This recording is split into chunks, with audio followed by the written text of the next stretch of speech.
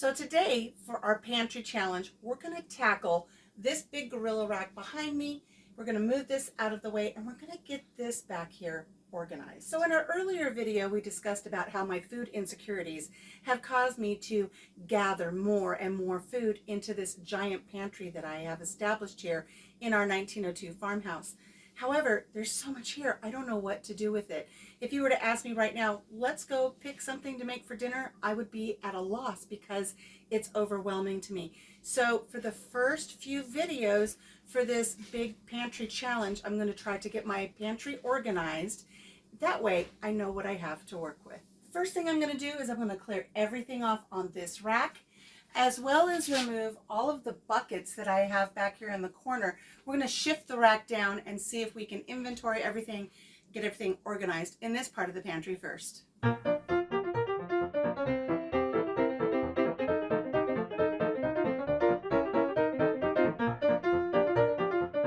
Well, it's a good thing that we decided to clear out this side of the pantry. We didn't know we have a water leak in this corner.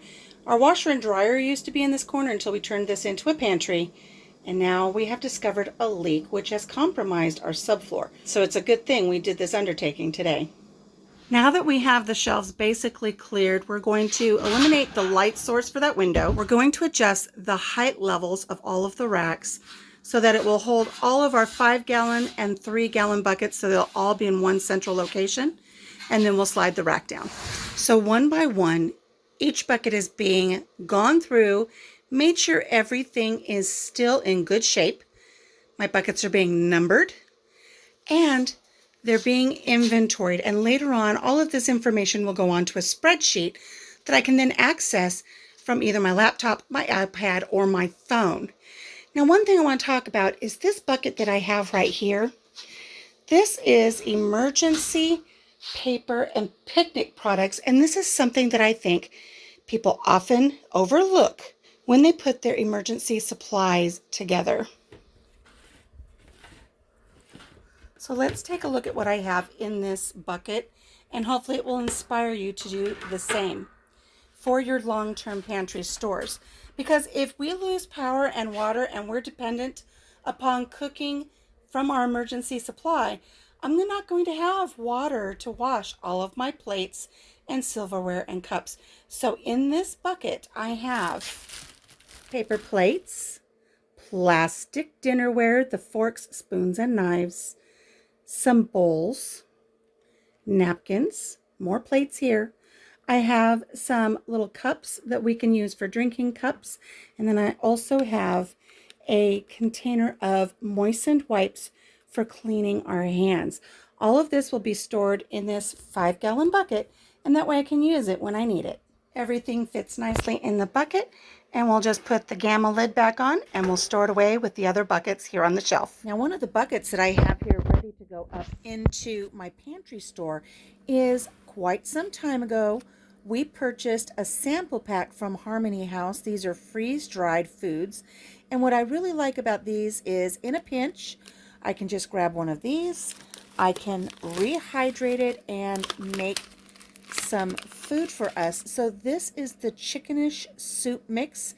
It has all of the veggies, the seasonings, and little bits of TVP chicken there.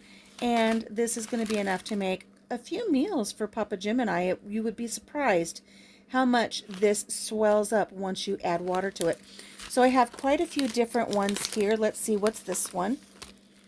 This one here is a corn chowder mix. Yum. And let's look at one more. What's this one? This one here is a beefish soup mix with mushrooms.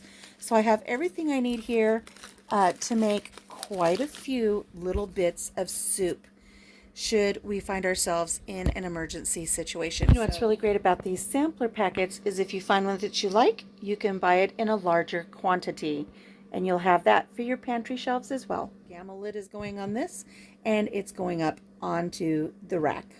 When placing coffee in your long-term storage, it's best to store coffee beans as opposed to already ground coffee. They maintain the oils longer. And here I have 2 buckets full of coffee beans and a French press and a manual grinder. So if I don't have electricity, I'm still able to grind up the coffee beans and then cook them over a camp stove. Okay, several hours later, we have the cabinet moved. All of my 5-gallon and 3-gallon buckets have been gone through.